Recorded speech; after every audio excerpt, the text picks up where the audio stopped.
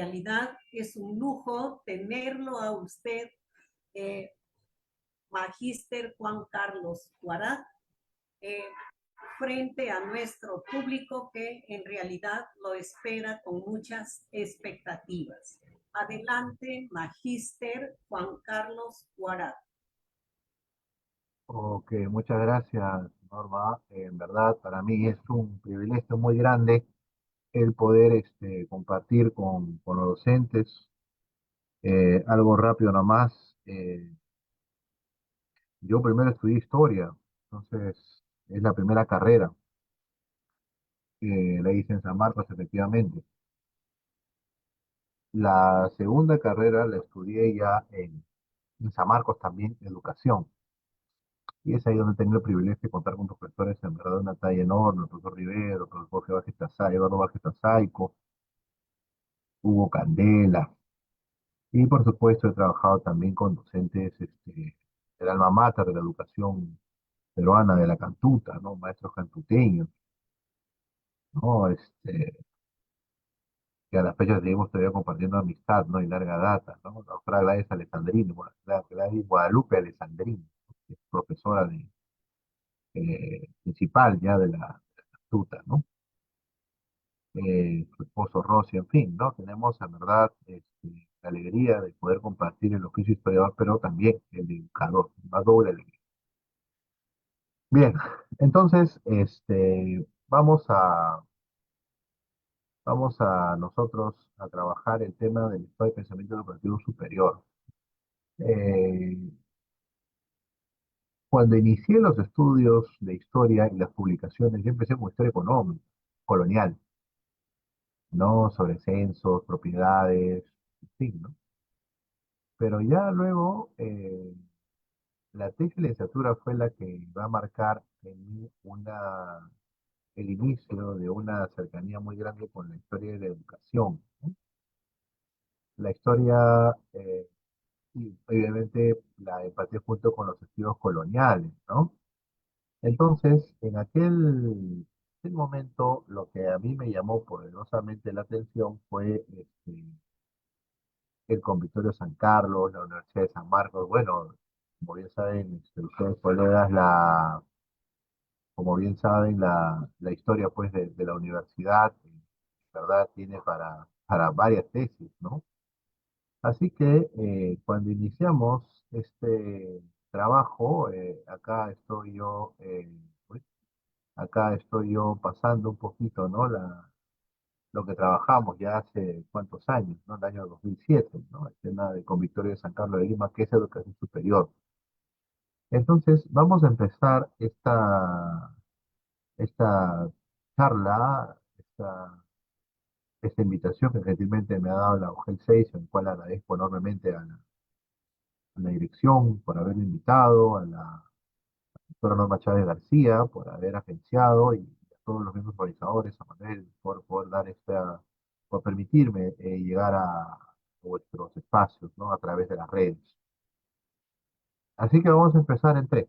Y vamos a empezar en la colonial, algo rápido, luego serán 20 minutos, 15 minutos, luego nos vamos al tema de la independencia, rapidito, porque la independencia no solamente fue guerra, Bolívar y San Martín, y las grandes batallas que este año cumplimos pues los 200 años, ¿no? De Junín y Ayacucho, sino que también es república, ¿no? Y yo le he puesto muy bien 2000, pero ojalá lleguemos al menos a la república aristocrática, ¿no? Porque en cada una de estas etapas hay ideas de la educación que los gobiernos tienen a bien hacer, que la colonia va a tener a bien hacer, ¿no? Entonces, por ejemplo, vamos a empezar con este rápido repaso, ¿no? De la educación. Las dos tesis ustedes las pueden encontrar en las redes, ¿sí? Entran ustedes al fondo de repositorio documental de la Universidad de San Marcos y ustedes van a poder acceder a ellas con toda paz, ¿no? Visitarlos si lo hubiera necesario. Bien, quiero empezar con esta cita de un antiguo profesor ya fallecido, director, que fue director de los Reyes Rojos, ¿no? Y dice así, ¿no? Entraba al Arcomar con unos chicos del Club Deportivo Alianza Lima, negros, cholos, mestizos. Cuando veo que el vigilante los detiene, los expulsa el dichoso lugar. Tuve que intervenir, lo dejaron entrar porque estaban conmigo. Es este expreso diario del que no tenemos noticias, que no aparece ningún documento, que se quiere obviar aún en los medios más progresistas. Pues sobre el verde césped le pedimos triunfo, gol y coraje. ¿Acaso su venganza sea la derrota, la frustración y obtengan con ese fracaso una ganancia, una revancha contra la magistración? Tampoco es que nosotros vamos a resumir la historia de la educación en una historia de la magistración. Todo lo contrario, mucho más aún con el ámbito de la República. La República, como bien mencionó el doctor Basadre, nos habla sobre la promesa, ¿no? Y esa promesa va en función a las libertades que se van obteniendo, no de a golpe. Si nosotros vemos la independencia como un proceso inmediato y corto plazo, podríamos caer en un derrotismo, en un pesimismo, ¿no? Y las promesas de la República nunca se cumplieron. Es que recién tenemos 200 años. Hay naciones que son más antiguas en el tema de independencia, para no ir muy lejos, Francia, Estados Unidos. Tampoco, por supuesto, digo que será cuestión de tiempo.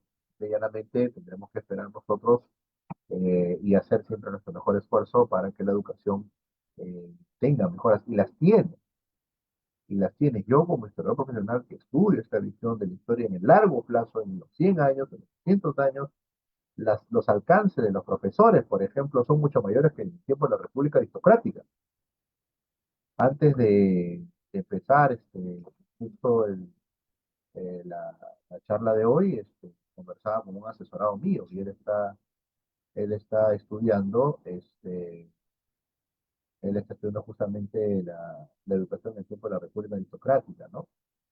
Entonces, visto de esa perspectiva, debemos nosotros anotar la importancia de la educación en el tiempo colonial.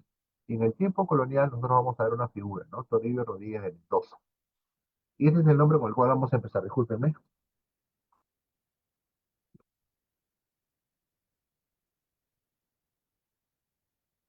Ya, ahora sí. Bien, entonces, él ha salido, ¿no? En las moneditas ahora último de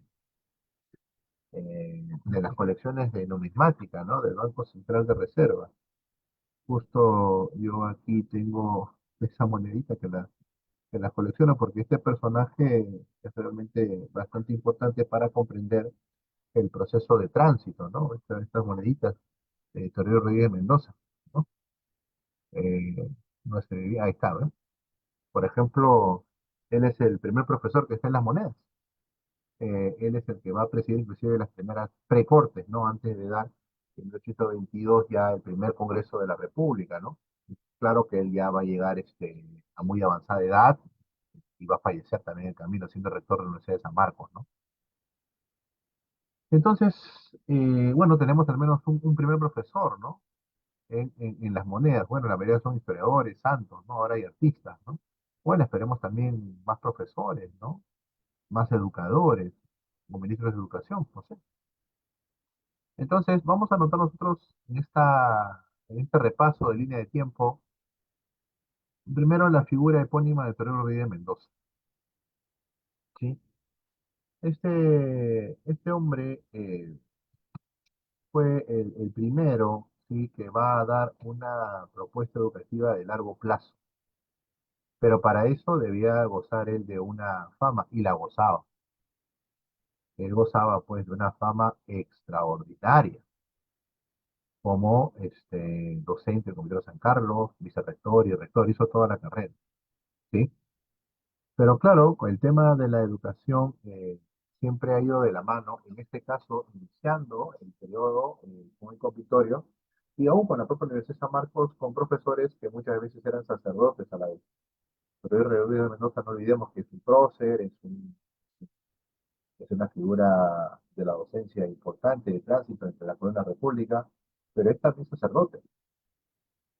Y es que justamente el convictorio de San Carlos, eso podemos subrayarlo, representaba ese balance inicial entre la iglesia y la educación. Hay que entender lo que ese es el tiempo.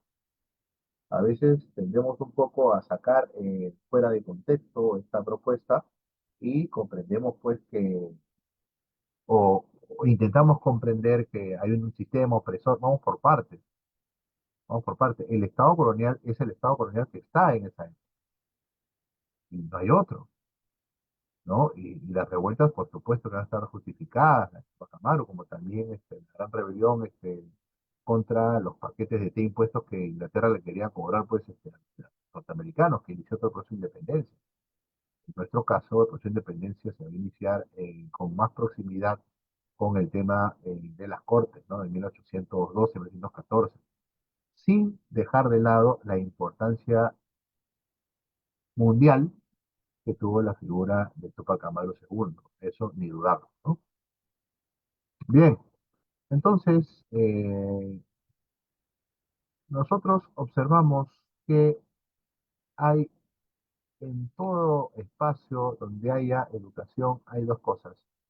Organización, que mal ya a veces, que su nombre correcto es burocracia, pero también ahí hay que tener cierta apertura a ese término. Es un término funcional, no es un término de manejo politicastro. O sea, la burocracia se necesita, ¿no? O sea, el virrey o el presidente luego de la República no va a dejar, pues, 200 pesos o 8.000 pesos a una persona para que buenamente haga lo que pueda en temas de... No, hay toda una estructura de funcionalista del Estado, en este caso colonial.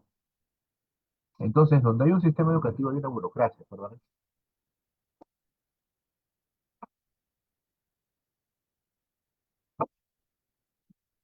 Y para, como vemos nosotros, hay un rector, hay un vicerrector, hay un síndico de rentas que es el tema de tratar de mantener un colegio que siempre ha sido bastante complicado. Y en este caso acá hablamos nosotros pues del Comité de San Carlos, que no era una figura antagónica a San Marcos. Nosotros también a veces tenemos un poco la idea, un poquito, tal vez más de conocimiento general y no de un estudio específico, como es el caso de nosotros los historiadores, que también soy educador, y bueno, porque estudié y tengo el bachillerato en educación, que también. Entonces, podemos generalizar muy rápidamente, y creo que las generaciones no nos ayudan mucho. Acá tienen ustedes, pueden, si gustan, fotografiarlo, ¿no? Poner un Photoshop como gusten, ver el tema de los rectores, ¿no? Entonces, el periodo Rey de Mendoza estuvo desde el 1786 hasta 1815, ¿no? Y a partir de ahí hay rectores que gobiernan un año, 3 años aproximadamente, ¿no? Hasta la llegada de Matías Pastor y en el año 40 la llegada de Bartolomé Herrera, ¿no? Muy bien, entonces, este es el horario de un estudio colonial, ¿sí? Este es el horario de un estudio colonial. Como vemos, se empieza en la mañana, hay cursos, o sea, este tipo de organizaciones, digámoslo así, del tiempo, los famosos horarios, ¿sí? Están desde épocas antiguas. Estamos hablando de un horario de 1787, ¿no? Entonces, habría que anotar que la organización del tiempo siempre pues ha sido eh, no un problema, sino una necesidad, ¿no? A veces nosotros tenemos cierta tirria, ¿no? Con el tema de los horarios, uy, al menos los coordinadores, por Dios, ¿no? También he sido coordinador, ¿no? Al menos yo sé que tratar de colocar una aguja en un pajar, pero tenemos que hacer el mejor de nuestros esfuerzos. Entonces, también en el ámbito educativo coordinal hay horarios, hay cursos. Claro que estos cursos no lo podemos poner en la categoría de primaria y secundaria, que vamos a ver en dónde entraría. Esto es educación superior. O sea, no hay una división de educación primaria propiamente o de primeras letras, eso va a ser más un aporte de fines de la época colonial. ¿Sí? Entonces, vemos nosotros, pues, ¿no? Lo que se enseña, ¿no? El horario es ciertamente bastante complejo, ¿no? Bastante complejo, ¿no? Ideología, filosofía moral, derecho, prácticamente es una combinación entre educación secundaria entre educación secundaria y universidad primero ciclo, ¿no? Es una especie de nexo, ¿no? Porque recién la universidad va a entrar en una reorganización a mediados del siglo XIX, prácticamente con la llegada del guano, ¿no? Juan Ramón Castilla en el 51 va a haber una primera ley general para las universidades. Ahí recién la universidad deja de ser colonial y pasa a ser una universidad propiamente bajo la adscripción de una república, ¿no? Como van a ser también los colegios, ¿no? Este nombre también, por favor, yo he hecho un libro sobre este personaje, ¿sí? Presbítero José Francisco Navarrete. Y yo lo llamo él el padre de la educación republicana. ¿Sí? Me sería de enorme gratitud que puedan fotografiar, anotar esto, ¿sí? Porque Soler Ríos Mendoza es el héroe de la educación, pero yo le pondría el héroe de la educación universitaria. Muere literalmente siendo rector de San Marcos. ¿Quién es el que va a asumir todo este proceso de la educación ya entre 1819, 21 y 1840? Este hombre, el sacerdote de origen guayaquileño, José Francisco Navarrete, ¿no? Este hombre fue reconocido por ministros, por presidentes, ¿no? Fue conocido por Gamarra como un hombre de gran valor y digno de aprecio para el supremo gobierno, ¿no? Él vivía en la casa de Santa Rosa. ¿Dónde es eso? No te lo ocultaron, disculpen.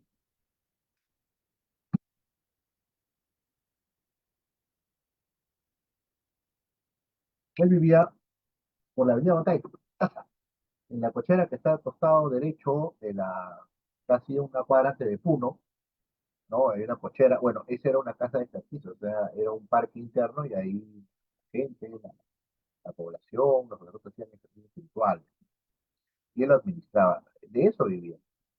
Por eso es que la iglesia entra en el organigrama y en el apoyo y en el rescate de la educación, porque es de las pocas que sobrevive al embate de las guerras independientes. Son estos, guerras.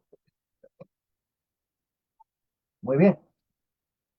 Entonces, vamos viendo nosotros la importancia que va a surgir de la educación a fines del periodo colonial. Vamos avanzando, ¿no? Y qué cursos se enseñaban o cuántos jóvenes había por cada aula, ¿no? En estos tiempos, ¿no? Hicimos un rescate ya de estos, un rescate significa pues que nosotros hicimos un estudio, nos metimos en los archivos, ¿no? Esto que ustedes ven no está servido en un papel y acá lo sacamos, no, tenemos que leerlo, ordenarlo. El trabajo en ese sentido del historiador es de bastante tiempo, ¿no? Para hacer un cuadro de esto se puede no necesariamente encontrarlo en el momento, sino ver documentos por aquí, de por allá, y después de 2 meses poder juntarlo y poder armar esta propuesta, ¿no? Entonces miren los cursos, ¿no? Que hay para estas épocas, ¿no? Teología y moral, leyes uno, ¿no?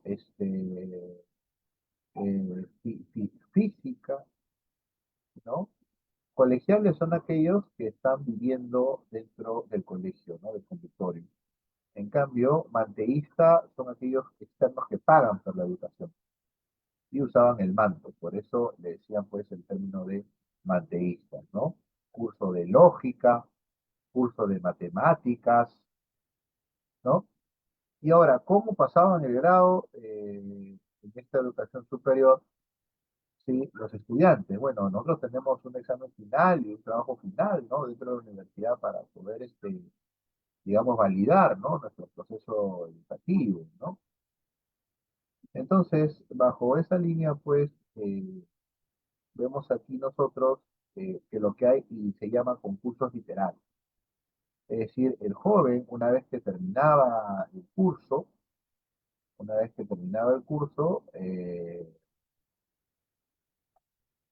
junto con otro compañero, sustentaba. Así se pasaba un curso. O sea, prácticamente era lo que llamamos una sustentación de tesis. Eso era pasar un curso. El joven pasaba al frente, le abrían el libro de picas, decían picas porque había una especie de, ¿no? de pica de libro, ponía al azar, ¿no? Levantaba el libro y sobre eso tenía que dar la recitación, ¿no? Recitaba el texto y bueno, en función a ello hacía la exposición, ¿no? Entonces, como vemos nosotros, hasta para dar cursos, ¿no? Estamos hablando de fin de la época colonial, había todo un proceso, ¿no? Esto que ven ustedes, insisto, tómenle foto porque esto está también publicado, las tesis mías están a disposición pública, ¿no? En los repositorios de la Universidad de San Marcos, así que no hay nada nuevo ahí, ¿no? Entonces, bajo esa línea, ¿sí? Bajo esa línea, vean por favor, y Vean, por favor, cómo es que se organizaba el tiempo, ¿sí? Cómo es que se organizaba el tiempo en la época de fines de la colonia, ¿no? Se levantaban a las 5:30, a las 6 en invierno, ¿sí? Eh, Luego a las 6 venía la oración, ¿sí? Miren ustedes, día de estudio, o sea, de lunes a sábado. El desayuno, que lo otorgaba la misma institución, Comité de San Carlos. Luego llegaba la hora de estudio, ¿no? De 8:30 a 9, ¿no? Estudio en el cual se repasaba la lección del día, ¿no? Luego se asistía a clases de 9 a 1 de la tarde. Se comía de 1 a 1, de 1 a 2, 2:30 un descanso de media hora, y se volvía de 2:30 a 4. Asistencia a clases, y a las 6 de la tarde volvían a los refractorios, o sea, el espacio de comedor, merienda, rosario, la última clase de 7 a 8, profesor. O sea, miren todas las horas que estudiaba un estudiante del Convictorio San Carlos, muy semejante a que estudiaba un universitario en San Marcos. O sea, vemos que supera largamente las 8 horas de estudio al día, al día. O sea, hoy en día se ha eliminado, ¿no? El tema de horas de estudio, ¿no? Aunque veo que en algunos colegios particulares se está volviendo, ¿no? El tema de tareas en casa. Este podría ser una semejanza con horas de estudio, ¿no? En diferencia, pues, a la hora de clase. A las 8 la cena, el descanso a las 9, la última distribución religiosa, la oración a las 9, y a las 10 silencio y reposo el día siguiente. Los domingos había un cambio, levantaba media hora después de lo común, estudié un capítulo de Catecismo Grande de Puget, lo en la capilla, charlas y tertulias, un estudiante de Derecho generalmente, algún repaso, cena, descanso, último distribución, silencio y reposo, ¿no? Los días festivos sí, los jóvenes todos salían del computador, todos se iban a sus casas, o bueno, y ya está, ¿no? Salir, levantarse y se iban, ¿no? Y tenían que volver a las 6 de la tarde. Muy bien. Entonces, pero por supuesto, también ya en la época republicana, hay ciertamente espacio para la travesura, ¿no? Y los documentos también recogen, ¿no? No estamos hablando, pues, de la época colonial eran angelitos y la época republicana, más altos que San Pedro, ¿no? No, acá también hay unos diablinos, ¿no? Por ejemplo, nos menciona acá los colegiales que hace pocos años aún no divisan el término desastroso que le toca a la juventud, ¿no? Viven entregados al ocio, saliendo con frecuencia del colegio, a la calle, todos los del día, para ganar su tiempo, ¿no?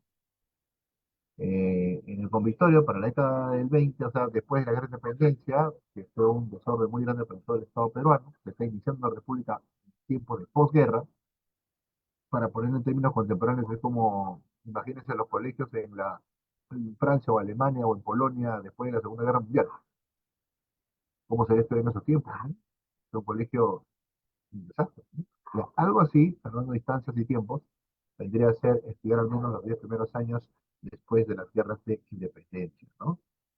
Y encima todos endeudados.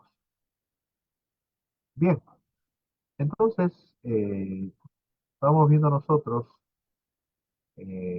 la importancia, algo rápido nada más, de que existe un pensamiento educativo en los tiempos coloniales, y con eso vamos terminando la parte colonial que le dije para entrar a la parte republicana en este repaso fugaz, ¿no? Que vamos a hacer sobre la enorme historia del pensamiento educativo peruano, ¿no?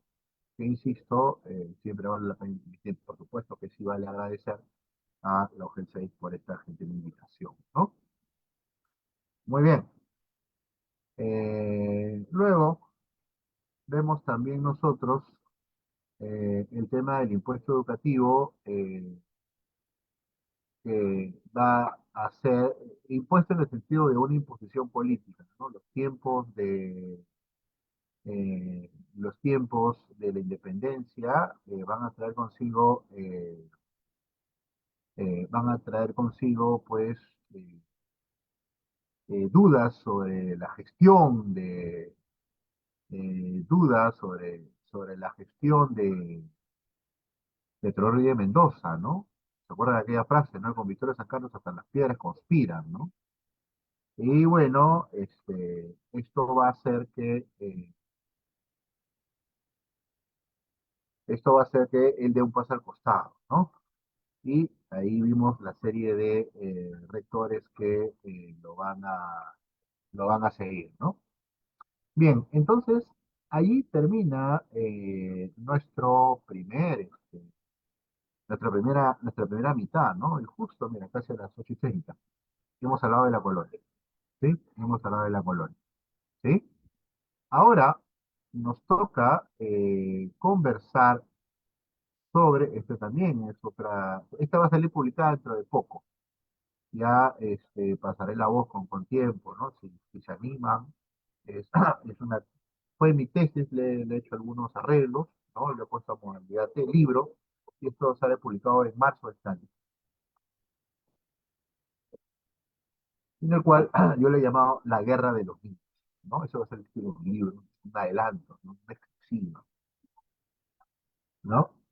Eh, Veamos aquí nosotros el Estado, Sociedad de Educación en el Perú, destrucción de las primeras letras. Esta fue mi tesis de maestría, casi 300 páginas, es pequeño, humilde. Y bueno, siempre tratando también, ¿no? De, de entender la República. Así como intentamos entender la colonia, y ya vimos que la asociación Educación, Iglesia, Estado es un triángulo que funciona, la República va a tardar en asumir su papel como entidad de supremo. No es inmediato. Es como el pequeño que cuando cumple 18 años cree que todo en la vida que es un inmortal, ¿no? ¿No? Y cuando lo saltan por la calle se asusta. ¿Ya? Algo así estamos viendo nosotros, ¿no? ¿Ya?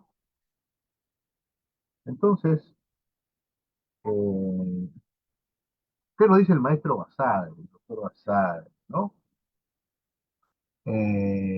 Nos dice que el siglo XIX, en una forma u otra, nos habla de la promesa de la vida republicana.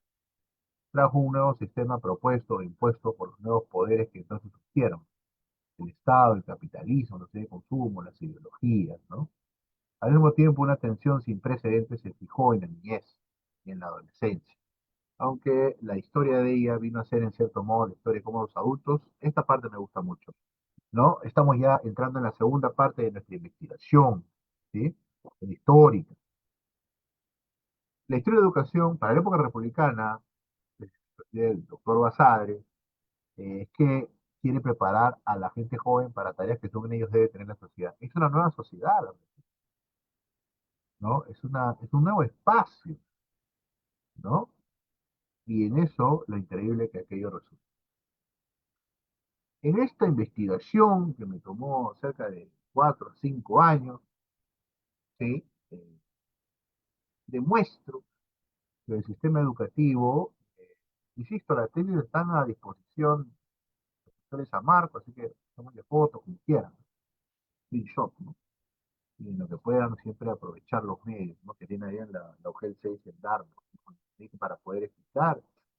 Yo soy profesor del curso de Seminario Historia de la Educación, o sea, en Historia de San Marcos, las historias específicas, historia política, historia de la educación, historia urbana, historia de la ecología, son seminarios.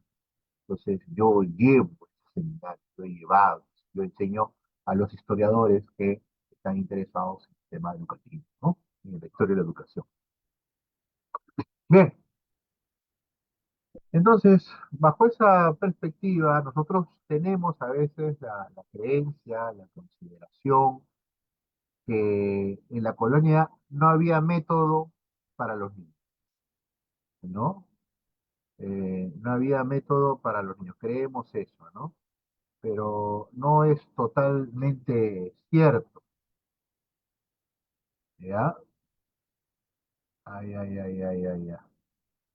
Ay, ya, me están dando algunas indicaciones. ¿Se visualiza bien? Creo que sí, no lo sé. ¿Sí? A ver, bueno, ya. Entonces, tenemos a veces, gracias por las indicaciones. Ay, ay, ay, ay, ya, ya. Ok, ok, vamos a agrandar. Ya, perfecto, gracias. Yo a veces No, no me percato, ¿ah? Gracias, gracias. Bien, a veces tenemos la consideración que el periodo colonial, siglo XVIII final, principalmente, no tenía método. Sí había un método, había un modelo, siempre hay un modelo pedagógico, ¿no? O sea, siempre hay un modelo a qué seguir. Entonces, ese modelo pedagógico se denominaba, anotamos por favor, colegas, el método individual. ¿Y por qué le llamaban así? Porque realmente no es que sea solo un individuo, pero era uno o dos. Y por supuesto, en ese sentido sí es un privilegio contratar a un profesor para que te enseñe las primeras letras y las cuatro operaciones. En este caso, la educación básica, lo que llamamos nosotros la educación de primaria, que digamos nosotros, sí era un lujo. Sí era un lujo sin lugar a dudas, porque había que pagar un profesor para que enseñe al muchacho, ¿no? Entonces, la República, cuando inicia con su promesa de una apertura de educación universal, sí lo hace, pero como lo hace una república que recién inicia, austeramente, austeramente. Entonces, bajo esa línea, el método lancasteriano poseyó fundamentos pedagógicos muy particulares. ¿Y quiénes son sus principales fundadores? Anotamos. James Thompson, un evangélico. Él pertenecía justamente a la escuela metodista escocesa, ¿sí? Pero él estuvo un poco menos de 3 años. Entonces, ¿quién va a seguir la línea que apertura James Thompson? Va a ser este sacerdote del cual hablamos en las líneas anteriores. José Francisco Navarrete. Él es el verdadero padre de la educación primaria en el Perú, que para la época republicana se llaman primeras letras. ¿Sí? Ahí está, José Francisco Navarrete Sánchez. Él es el padre de la educación en el Perú, de educación de primeras letras, de educación primaria. Así como tenemos el padre de la educación universitaria, el padre de la educación de las primeras letras es José Francisco Navarrete, quien junto con Thompson van a fundar la Escuela Central Lancasteriana. El modelo Lancaster, que es un modelo que vamos a explicar ahora nosotros, eh, es un modelo que trae este escocés, inglés y Thompson. Y vamos a ver en qué consiste. ¿Sí? Entonces, los maestros lancasterianos egresados de esta central van a ser, digamos, los primeros especialistas en educación. ¿Sí? Y por supuesto, se va a iniciar desde Lima. Es más, el Colegio Central Castellano va a quedar en lo que es hoy en día el Colegio Santo Tomás de Aquino, en el cercado de Lima, ¿no? De los frailes dominicos, ¿no? Al costado del río, lo que era Pueblos Azules, al costado está la, la, al costado está justamente el Colegio Santo Tomás, y ahí está, pues, evidentemente, lo que era el Colegio Central Castellano, ¿no? Entonces, estos primeros maestros egresados van a enseñar pues en zonas como la Magdalena, que era una zona de indios, bueno, así son los términos de la época, por favor, no me malinterpreten, ¿sí? Chorrillos, Callao, entre otras, ¿no? Y ciertamente empezó bastante pobre. Es recién con el dinero del guano, ¿no? 1850, en donde empieza pues a verse la encargatura con recursos para poder distribuir oportunamente una mejor educación y una mejor infraestructura, pero antes difícil. Bien, entonces vemos aquí también nosotros que la educación no comienza muy fácil. Hay una altísima tasa de mortalidad infantil. No vamos a pensar nosotros que los primeros colegios que se abrieron prácticamente al costado de cada iglesia, por eso el nombre que tienen estos colegios, ¿no? Iglesia de San Lázaro, porque se abrió pues al costado de la parroquia de San Lázaro. Iglesia de Parroquia de la Magdalena, Colegio de la Magdalena, porque se abrió al costado de la parroquia de Santa Virgen Magdalena, ¿no? Entonces, vemos aquí nosotros que la salud propiamente de los niños era bastante frágil, ¿no? Era bastante, digámoslo así, bastante dura, ¿no? Había una altísima mortalidad infantil, la famosa terciana, ¿no? El dengue, ¿no? Lo que llamaban también en esa época la tembladera. Entonces, todo esto traía consigo muerte, pues, de los niños. Las familias tenían 4, 5, 6 niños porque, lamentablemente, la mala educación, la anemia, las enfermedades infantiles, la diarrea, mataban a los niños. O sea, de una familia de 6 niños, dos no iban a llegar ni siquiera a los 4 años. Terrible, terrible. Las condiciones, claro, con más énfasis en los sectores con mayor escasez, pobres, ¿no? Entonces, hay libros también que están, digamos, este método individual no va a morir tan rápido, ¿ah? Es el método colonial, sí, pero es el método colonial que usa libros, ¿no? Ahora, por ejemplo, el Catón Cristiano. Es decir, se silabeaba las frases de los salmos, ¿no? Dios es grande y misericordioso, algo así como mi mamá me mima, ya, Dios es grande y misericordioso. Entonces el niño que podía pagar un método individual, Dios es grande y misericordioso, ¿no? Acá vemos un libro de la época, de 1923, el Cartón Cristiano, miren ustedes, ¿no? Ahí tenemos, ¿no? Luego, la edad de ingreso a los colegios. No hay un orden, ¿sí? No hay un orden como lo tenemos ahora, ¿no? A tal edad inicial no puede ser más, a tal edad primaria no puede ser más, a tal edad secundaria no puede ser más. Si el niño pasa una edad, se va a ir al turno noche o al turno tarde o al turno en el cual los niños que tienen, o con los jóvenes que tienen 19, 20 años pueden terminar la secundaria, ¿no? Ya, en esa época, estudiar las primeras letras, no hablando de 1810, 1820, puertas ya de la independencia, vemos aquí nosotros que el Estado, el Estado colonial y después el republicano también, al menos durante los primeros 20 años de independencia, o sea, hasta 1920, 40, 50, podía estudiar un niño de 5 años, pero incluso de 12, 13 y 15, ¿no? Pero ya incluso podía entrar a la Universidad de San Marcos o Colegio de San Carlos a los 12, a los 13 o a los 15 años. Por eso es que teníamos doctores en San Marcos de 20 años, de 19 años, porque habían entrado a los 12. ¿Ah? Y esto todavía se podía hasta 1850, cuando empieza, 51 exactamente, cuando esto empieza pues a cambiar, ¿no? Cuando esto empieza a cambiar. Entonces, claro, podías tener médicos, ¿no? De 21 años, de 22 años, ¿no? Que estudiaban en medicina, ¿no? Y también, por supuesto, doctores de la Universidad de San Marcos. ¿Y cuáles eran los cursos que se hacía para poder estudiar en este método individual? ¿Sí? ¿Ve? O sea, hay toda una estructura, ¿sí? Hay toda una estructura entre los cursos que se podía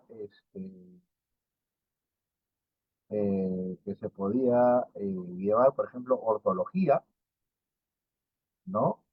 Las manos, caligrafía, la letra, ¿no? Esos famosos cerritos, cerritos, cerritos, bolita, bolita, bolita, mi mamá, mi mima, que en esa época era Dios grande y misericordioso, ¿no?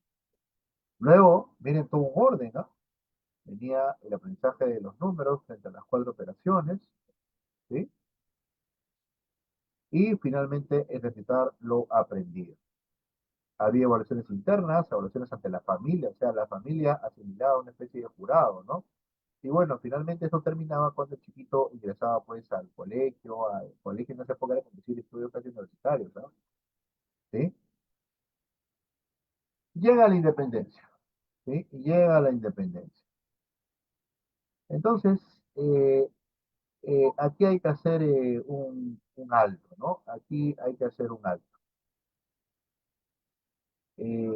Cuando llega la independencia, ¿sí? Vemos nosotros que algo empieza a cambiar, ¿no? Aquí vemos, pues, anotamos, por favor, que la independencia es el inicio de una nueva metodología frente a la metodología individual que evidentemente es clasista, ¿no? Los que pueden pagar la hacen. No, la república nace con una promesa y una de esas promesas es justamente la educación, ¿no? Y esto, por supuesto, esta educación va a tener un nombre y un apellido, ¿no? Es decir, la, la instrucción de primeras letras bajo la metodología lancasteriana, ¿sí?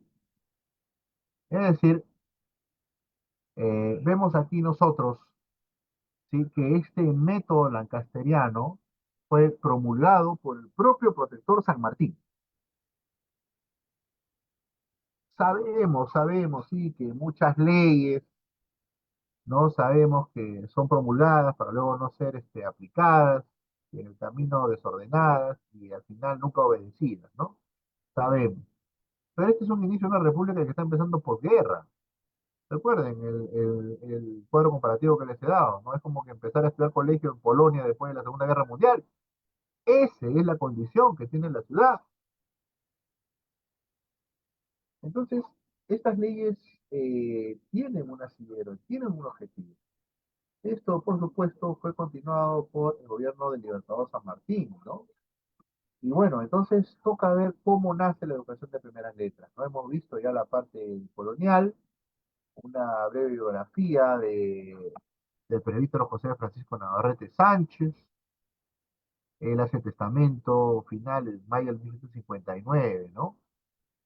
Un hombre que yo particularmente lo estoy rescatando del olvido, ¿no? Ha pegado más el nombre de Thompson, evidentemente, ¿no? Eh, por el tema, pues, evangélico, lo cual está muy bien, ¿no? Pero creo que el nombre de este personaje también debe quedar, ¿no? Dentro de eh, nuestros héroes, ¿no? Sin lugar a dudas. En este caso, un héroe, pues, de la educación, ¿no? Eh, aquí está. Francisco Navarrete, vamos a ver aquí, nació, como hemos dicho, Guayaquil, hijo de Antonio Navarrete. Antonio Navarrete tiene mucha conexión en el norte peruano, ¿no? Eh, ¿Qué hace un presbítero católico o un evangélico? En este caso, don Diego Thompson, James Thompson, la gente le decía pues Diego, ¿no? Bueno, ese, por ejemplo, es la casuística que tiene la República. Esa es la novedad que trae consigo la República, ¿no? Un evangélico, ¿sí? Un evangélico y un presbítero católico juntos, con la finalidad de iniciar el camino de la educación peruana. Esto es algo increíble y que debemos tener en consideración nosotros como profesores, como docentes. La educación en la República nace de la mano de un sacerdote cristiano católico y de un evangélico. Eso es difícil que lo veas en otros espacios, ¿sabes? Difícil. Y esto es algo que aquí ciertamente está sucediendo, ¿no? Thompson ya venía de Chile, estuvo en lo que el periodo de San Martín hasta el 22, el 23 recibe promesas y bueno, además después retira su protector, me refiero al generalísimo San Martín, él está bastante debilitado, ¿no? Así que Thompson se va a ir del país, ¿sí? Algo que va a iniciar Thompson, primero él se va a encargar de enseñar inglés, él es irlandés, ¿no? Es escocés, perdón. Y él da una descripción de Lima, ¿no? Ya llevo 2 meses en esta ciudad y todo el tiempo he gozado de buena salud. Estoy inclinado a pensar que este clima es mejor de lo que esperaba, pues había oído ver historias de la terciana, sin embargo, es una enfermedad muy común, ¿no? Es lo que le llamaban en la época la calentura, ¿no? La fiebre que duraba 2, 3 días, que no era sino el dengue. Y claro, si estabas debilitado, poco podías hacer para el tema de salud, más si eras más pequeño, ¿no? Thompson tenía una propuesta, él era un evangélico, bastante audaz, más que nada diría bastante organizado, disciplinado, ¿no? Y bueno, vendió 500 Biblias del Nuevo Testamento, ¿no? Y además hizo cosas interesantes. Bueno, él tuvo el apoyo de San Martín, y San Martín, con nombre y apellido, para bien del Perú, va a declarar la metodología lancasteriana como la primera metodología pedagógica implantada en la República. Anotamos, por favor. ¿Sí? Por supuesto, luego el Marqués de Torretal el 6 de julio va a crear la Escuela Central Lancasteriana, ¿no? Pero ya existían escuelas, no pensemos que la República empieza de cero, ¿ah? Ya hay otras escuelas, ya hay otros colegios, ¿no? Se me va el tiempo, ¿no? A las 9 termino, ¿no? Y si hubiera preguntas, tendrían a dónde lleguemos, ¿no? Miren que estamos hablando de colonia, estamos hablando de independencia. Colonia, independencia, nos falta república. Pero bien, estamos bien, ¿no? Otros colegios que estaban en esa época, el Santa Cruz de Atocha. ¿Alguien por aquí, por favor, vive en el cercado de Lima? Ya, muy bien, muy bien. En el cercado de Lima hay un colegio que se llama Nuestra Señora de Atocha, presente. Ahí está. Claro, que ese local inicialmente era la Universidad de los Mercedarios, ¿no? El San Pedro Nolasco. Pero ahí está el colegio. Y era, miren ustedes, era la época, hay que comprender mucho eso, para educar y fomentar niñas blancas desvalidas, abandonadas, expósitas, ¿no? Su fundador, un obispo cristiano, ¿no? Muy bien, con rectora Sofía Rodríguez. Luego tenemos el Colegio de la Presentación, también para mujeres, ¿no? 12 colegialas, 3 aspirantes, 6 categorías de agregadas, ¿no? Para educar y dotar a niñas pobres. Y la Escuela Gratuita de los Letras de los Desamparados. Los desamparados estaban muy bien lo que es la estación de los desamparados, ¿no? Con todo el Palacio de Gobierno, ¿no? Su rector, el precitado Francisco Garay, y también era profesor de San Marcos, ¿cierto? ¿Sí? Muy bien. Entonces, vamos rápidamente en qué consistía el método. Primero, este método era bien interesante. Habían monitores, o sea, chicos que tenían estudios más aplicados, ¿no? Que venían muy tempranito, a las 7 de la mañana, ¿ok? Y ellos iban pues de 7 a 9 tenían las primeras clases con el maestro, ¿no? Las letras, el abecedario, las frases, las palabras, ¿no? Y luego los monitores replicaban con los más jóvenes, los más pequeños, con los más neófitos, los temas que trabajaban con el profesor, ¿no? Es decir, aquí está. Por favor, voy a presentarles. Este es el modelo, por favor, notamos que se instaló en la República. El sistema monitorial de instrucción. ¿Sí? Así era esto, ¿no? Los niños grandes, bueno, está idealizado, ¿no? Los que están con la pizarrita, ¿no? Ahí colgadas, ellos son los monitores. O sea, Diego Thompson o Francisco Navarrete, a ver, acá vemos cuántas pizarritas. Uno, dos, tres, cuatro, cinco. Llegan a cinco o seis jóvenes, se vuelven las pizarritas, los avances en lo que se iba a trabajar. Entonces, estos jóvenes, niños también, replicaban a los menores, ¿sí? Replicaban a los menores lo que se estaba repasando de la mañana, ¿no? Insistían en su enseñanza. Este era el sistema monitorial. Y ya finalmente había los niños de banco, se decía, ¿no? Los niños de banco quiere decir que ya ellos son los que recibían, digamos, la educación masiva, ¿no? Este era el sistema que se está impartiendo, el sistema lancasteriano, que se está impartiendo para el siglo, eh, para el periodo, pues, el periodo de 1820, 1830 inclusive, ¿no? Interesantísimo, ¿verdad? Uy, estamos en 50, hay que avanzar más rápido, por Dios. Eso que todavía no llego. Vamos, bueno, lo que no alcancemos, ¿no? Pero ya en la conversa, en la cháchara, plática, ahí ustedes ya me darán mayores perspectivas, ¿no? En lo que consideren bien hacer.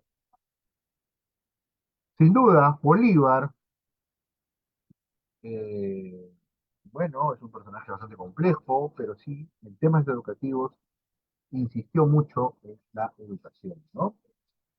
Simón Bolívar, bajo la dictadura del Perú, bueno, en su época, él lo llamó así, ¿no? No es que le esté llamando porque él lo llamó la dictadura, ¿eh? Vemos aquí nosotros que en 1924 fundó el Colegio de Jauja, ¿no? El Colegio de Jauja. Bien, vamos anotando.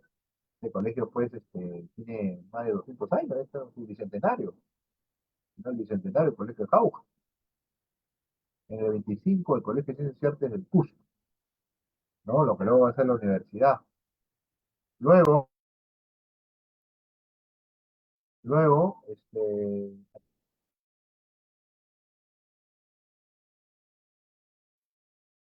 luego aquí tenemos también el Colegio de Niñas del Cusco, ¿no? Las educandas del Cusco, Colegio de Mujeres del Cusco, está también fundado por el propio Bolívar. Otro presidente que también está presente va a ser Andrés Santa Cruz, pero él va a dar más pasos, ¿ah? Hay que reconocer que él tiene más pasos. Él, por ejemplo, va a fundar, va a estar muy al tanto de la altísima tasa de, de niños fallecidos y de mujeres que fallecen en el parto. ¿Ah? Pero profesor, estamos hablando de educación. Bueno, los niños que tienen que nacer de una mujer y al nacer hay una alta tasa de mortalidad y si no nacen, ¿qué educación va a haber? Entonces, va a fundar la Casa de la Maternidad de Lima, ¿no? Con algún material. Es decir, de donde, por ejemplo, va a haber una especie de interés por la salud pública de la más pequeña, ¿sí? Bueno, justo ahí pasa un pequeño. Bien, seguimos, ¿no? Vamos a ver más rápido. Eh, bien, ya está instalado el Central Lancasteriano, que está en el actual Colegio Santo Tomás, ahí en lo que era Pueblos Azules, ¿no? O lo que decía en la primera cuadra de Pilo de Río, ¿no? Cerca de Palacio de Gobierno. Recién, 5 años después, ¿sí? Anotamos, el 8 de noviembre de 1826 surge el primer reglamento de las escuelas lancasterianas. 5 años después. ¿Pero por qué es posible un descuido? No, un momentito. Estamos hablando de una república que empieza de cero y de un espacio que está prácticamente destruido, ¿no?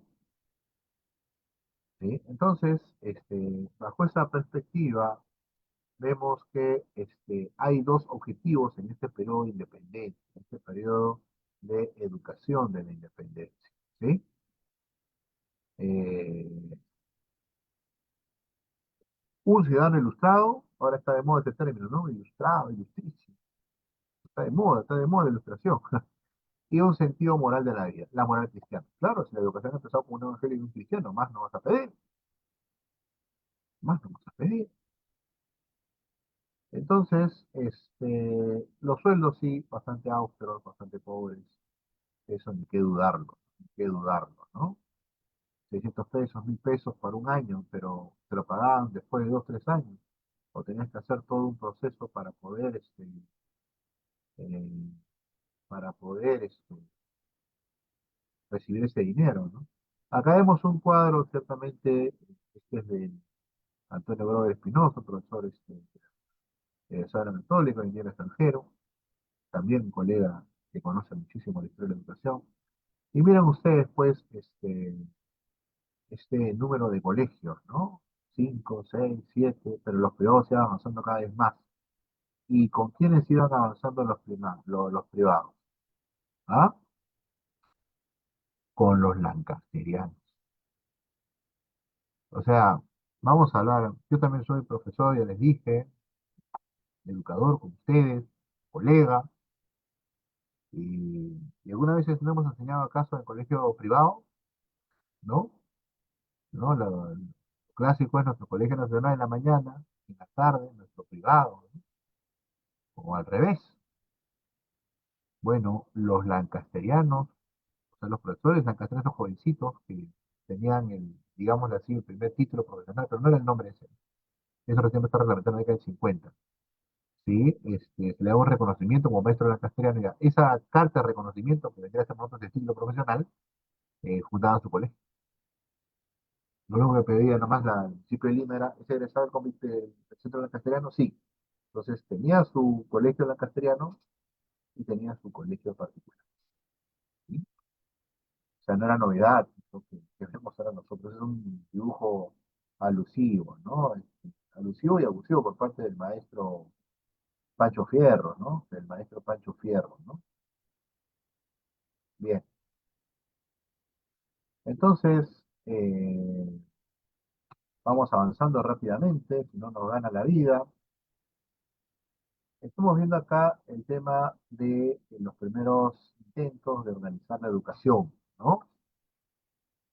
Ya, unos 5 minutos más y pasaré a la ronda de preguntas que tengan alguien hacer, ¿no? Vamos a empezar en punto, la verdad, muchas gracias por la puntualidad.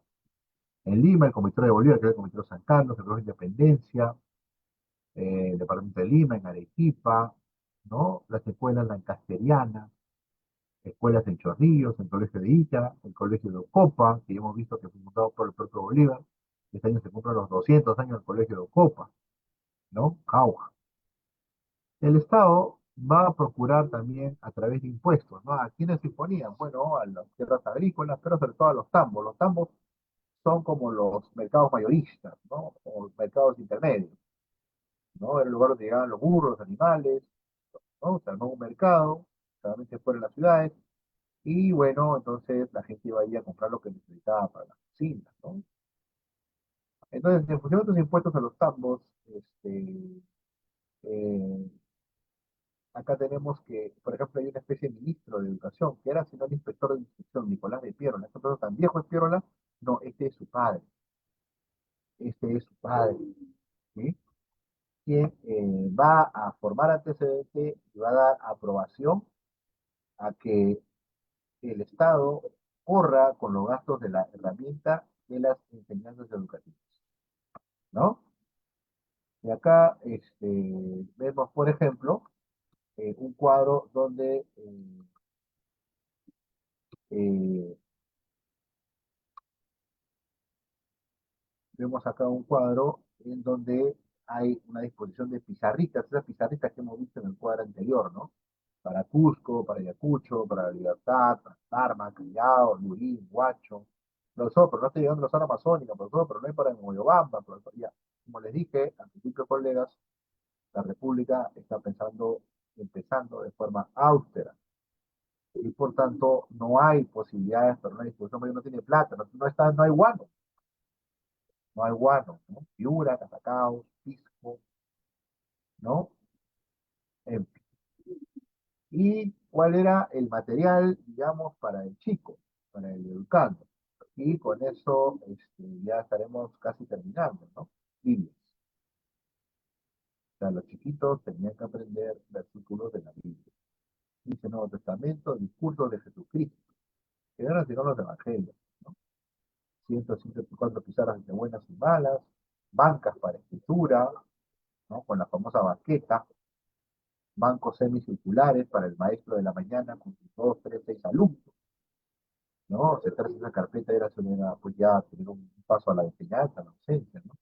Carteles de la lectura del Evangelio, o sea, así como tenemos eh, la foto de Grau, de Bolognesi, los valores, ya.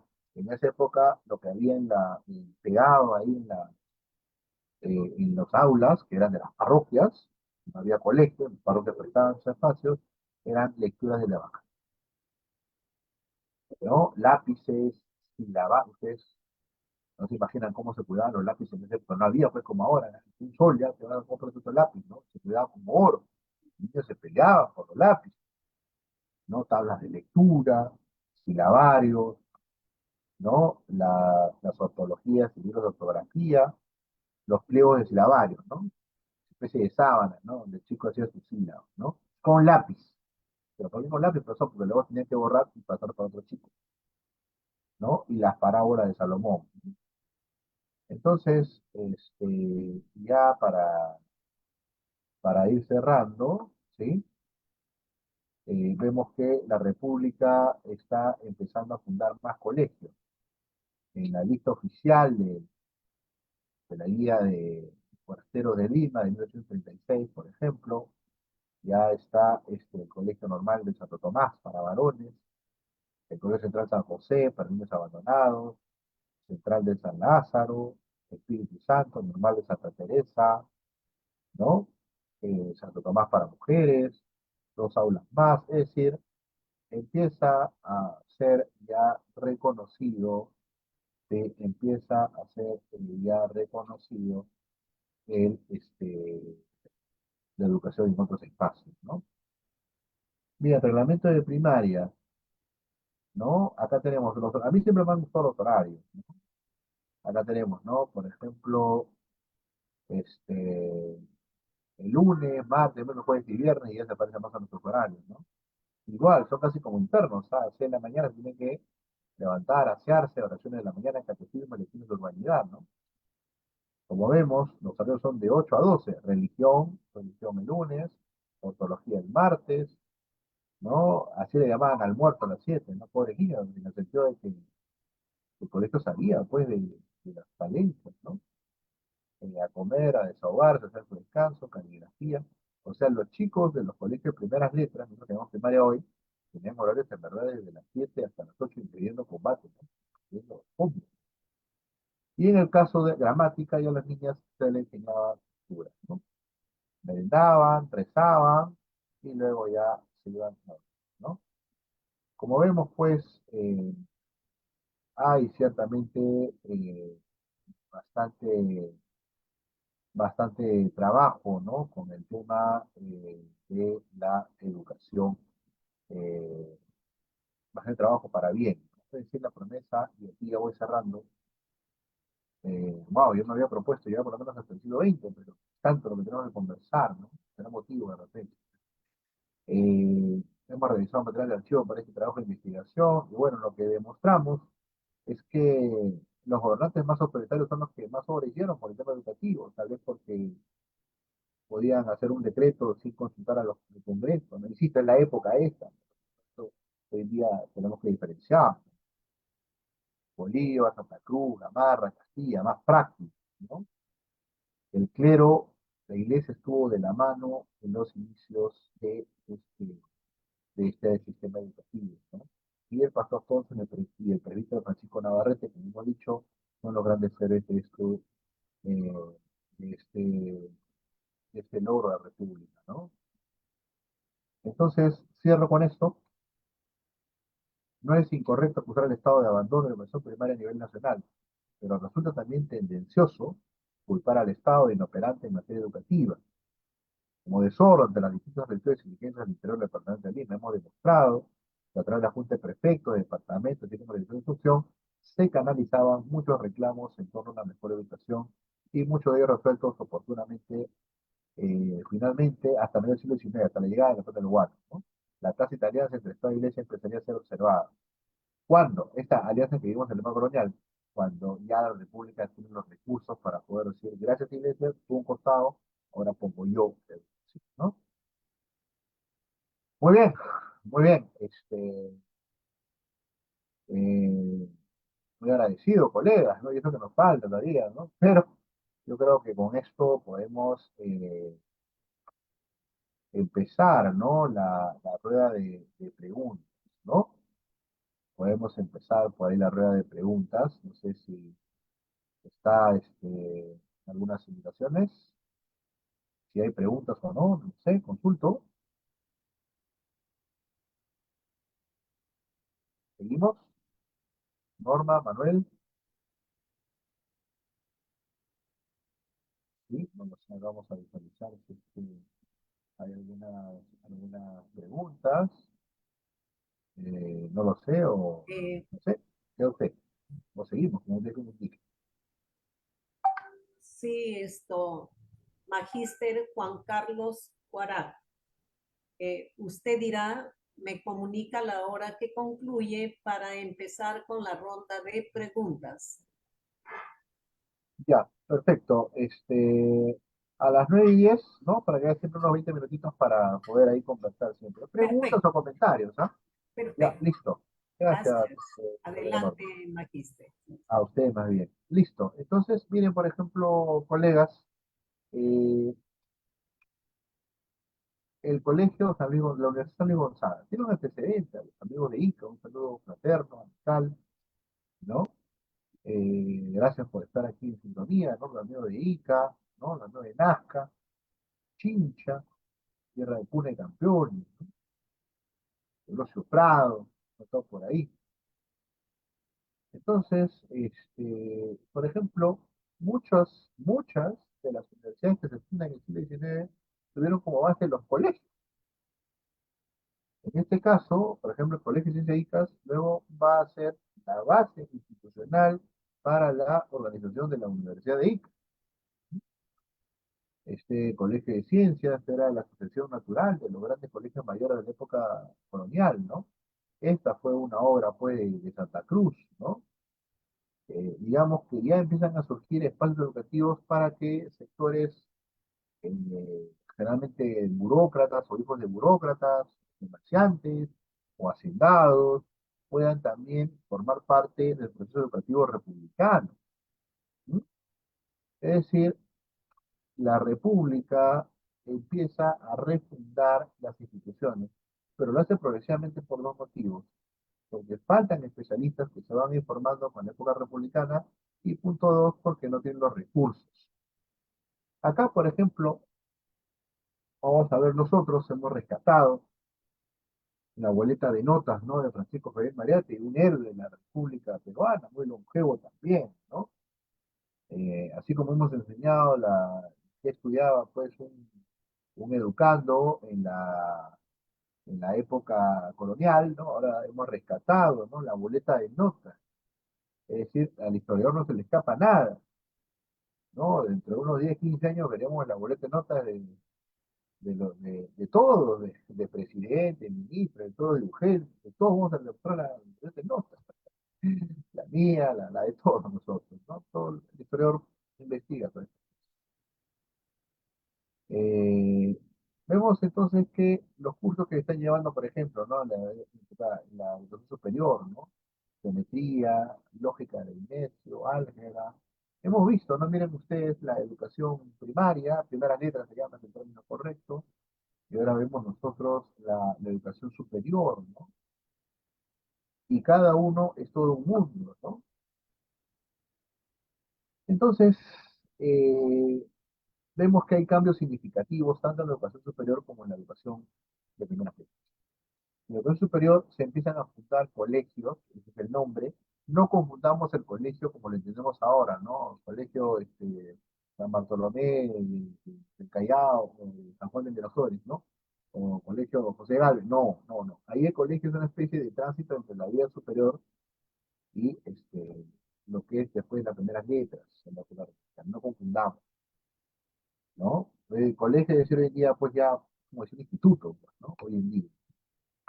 Entonces, la República empieza a fundar estos colegios, en el término que les estoy explicando, educación superior, empieza a ampliar también la educación de primeras letras, asume los gastos, incluyendo almuerzo, para que vean que hay una gran pobreza también, sobre todo en las primeras letras. Y por supuesto, estas primeras letras empiezan en los propios espacios parroquiales, ¿no? Cuando empieza a hacerse propiamente la República como verdadero eje promotor con el dinero del usuario, ¿no? Y es ahí también cuando ya el Estado se hacienda muy bien, cuando empiezan las grandes reformas curriculares, ¿no? Que es lo que, la tercera parte, ¿no? Pero eso lo dejaremos, como dicen mis maestros, con la miel para una segunda oportunidad.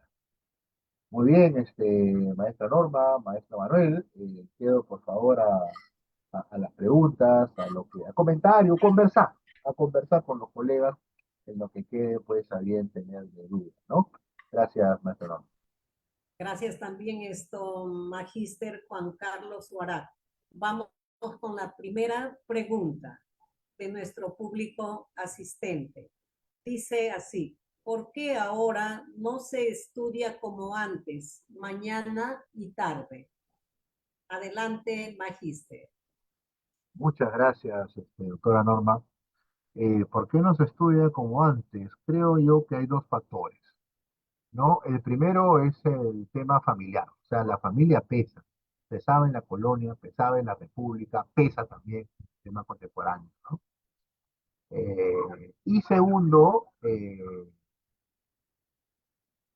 un profesor no tendría ya, bajo las leyes contemporáneas universales, las 8 horas y todo lo demás. Acá un profesor vemos que trabaja más de 40 horas al día, a la semana,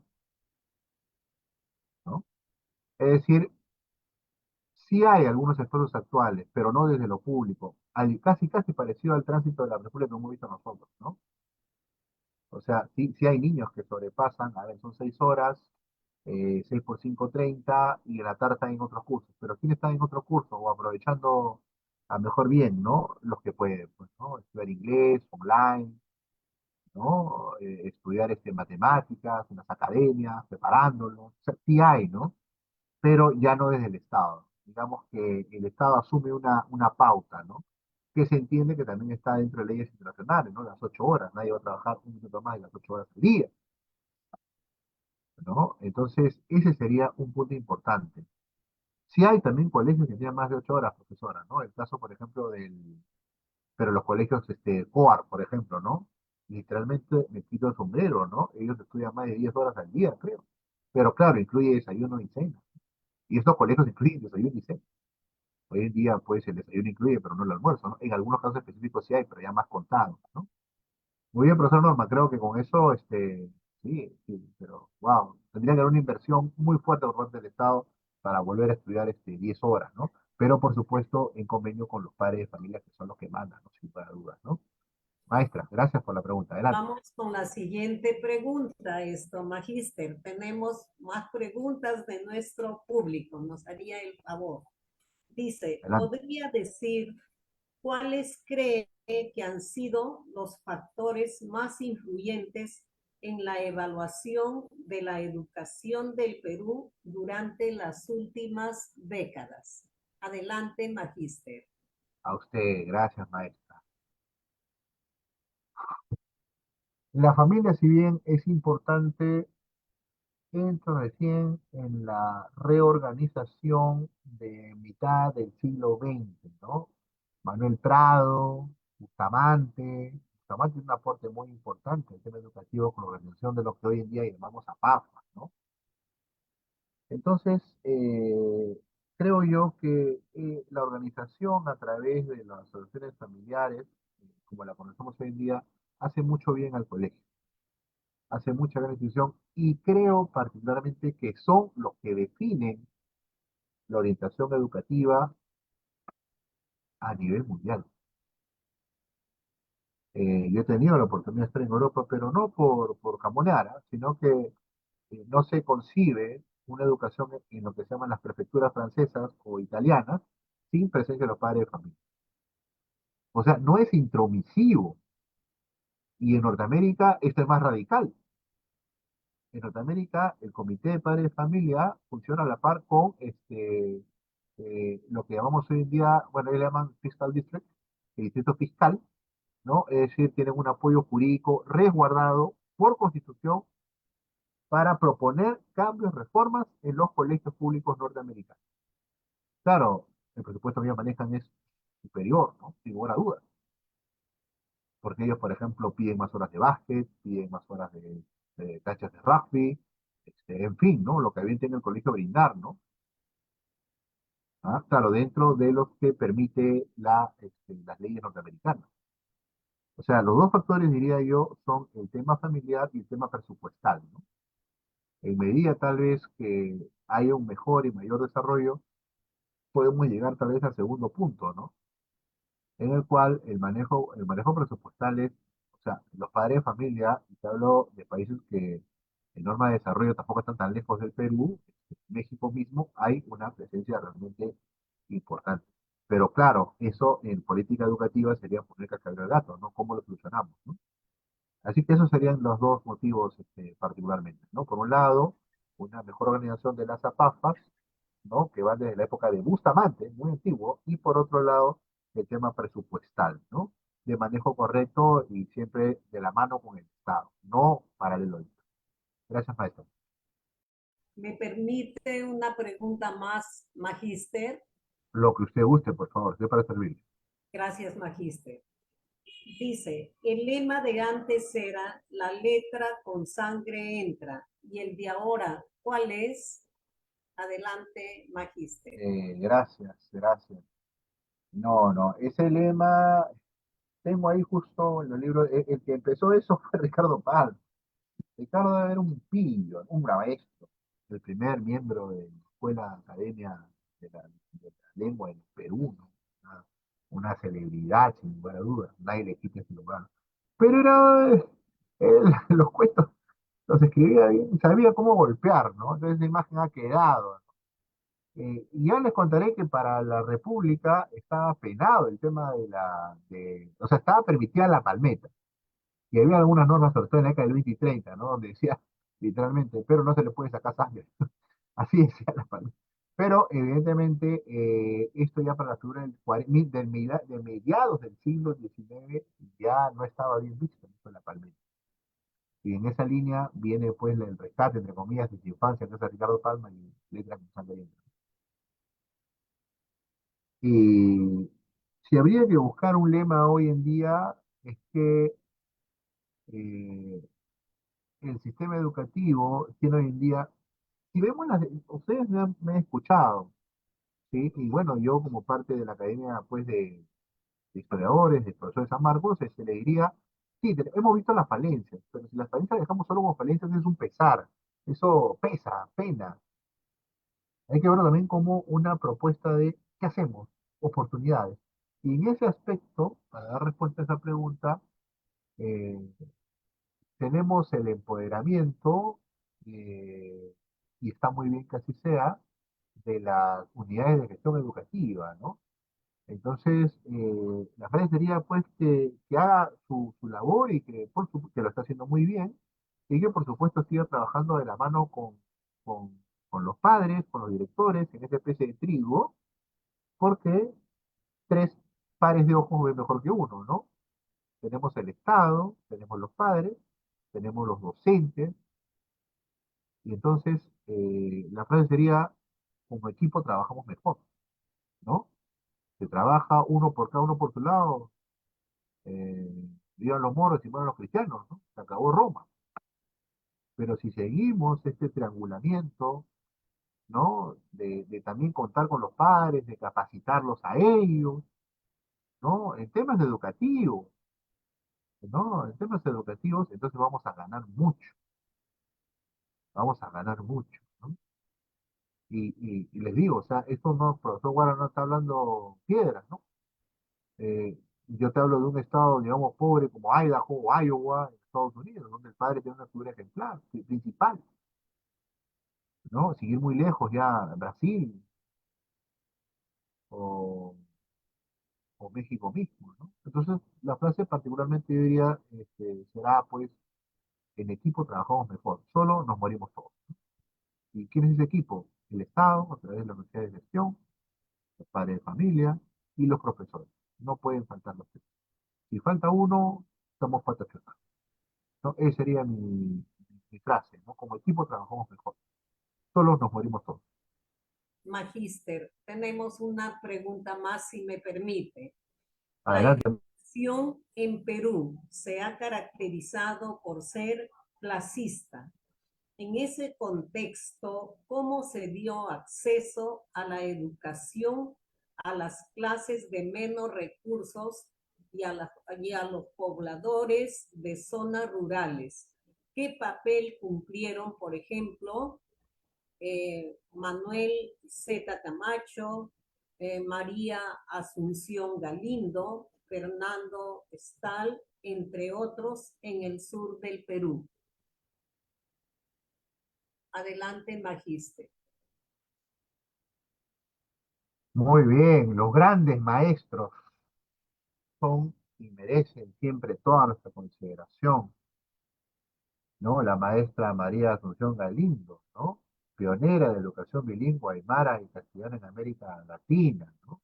UNEña, ¿no? Eh, por poner ese ejemplo particular, ¿no? Sí, es correcto lo que mencionó la colega.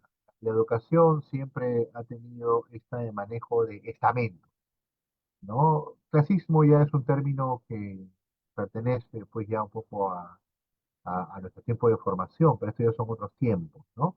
Pero sí, totalmente la razón a la maestro o maestra que lo ha propuesto. Sí, hay una división muy rara, muy dura, perdón, de estamento, ¿no? Pero justamente la educación es lo que permitió a la maestra María Asunción salir de ese espacio y llegar a la universalidad. ¿Y qué es la universalidad? La propuesta de reconocimiento por parte del Estado. ¿Y cuál es ese homenaje que le da el Estado? Claro, siempre falta más para nuestros grandes maestros. Ella muere creo que por mediados del siglo XX, 1950, no me acuerdo bien, ¿no?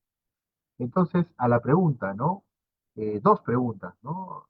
El papel de estos maestros enorme y no hacen sino confirmar que la educación para nosotros, yo soy hijo de obrero,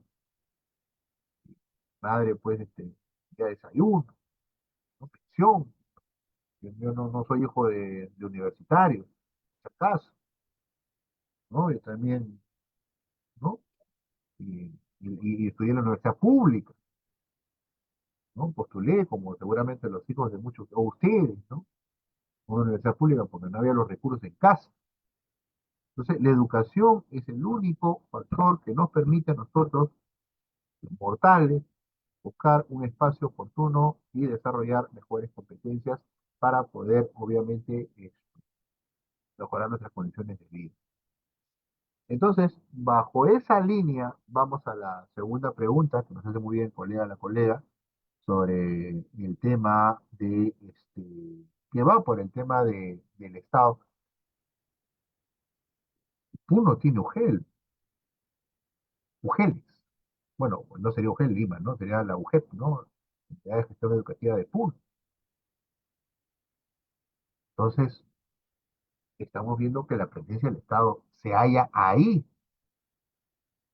Entonces, ya quisiéramos que, por ejemplo, este caso que está haciendo la UGEL 6, ¿no? De a través de distintos medios, buscar, conectar con especialistas, ¿no? Y dar, pues, y brindar las capacitaciones, ¿no? En otras palabras, darle el manejo oportuno para que eh, puedan los colegas tener una información más que va a redundar no solamente en ustedes a través de documentos, de constancias, sino también en sus alumnos, ¿no? Pero claro, ahí también tenemos un gran problema que nace también con la República, y ya nace más antes, ¿no?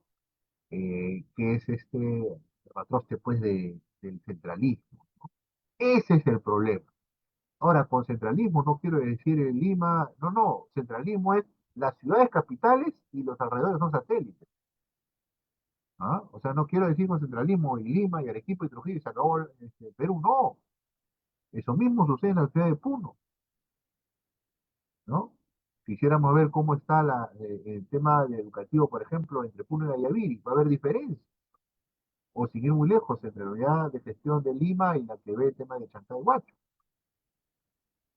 ¿Ah? Entonces, eh, yo diría particularmente que las mujeres sigan esta labor de seguir formando a sus profesores. Esa es la única llave. Y confiar en ellos. Es el Estado que se hace presente. ¿Quién se va a hacer presente? ¿Otro Estado? ¿Un particular? Se necesita una actividades como la que está funcionando la mujer 6. De otra forma, ¿quién va a asumir? ¿Mm? Muchas gracias, maestro Norma, por servir.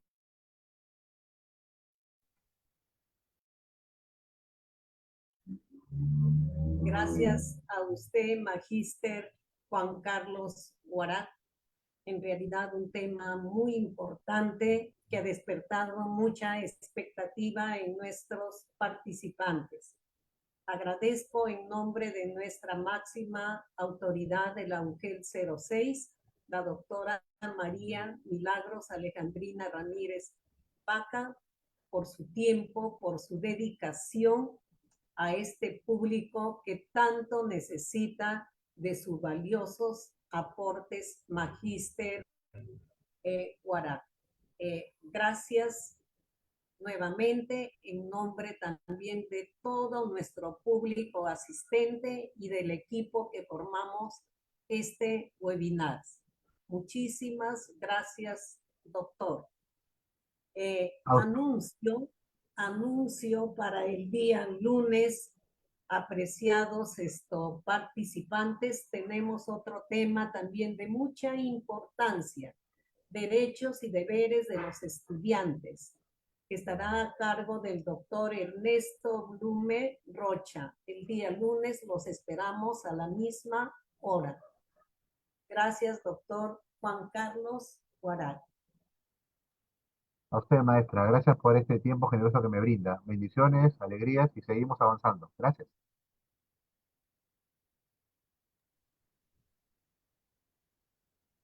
En nombre de nuestra directora de la UGEL 06, damos por concluido este sexto webinar. Buenas noches. Gracias.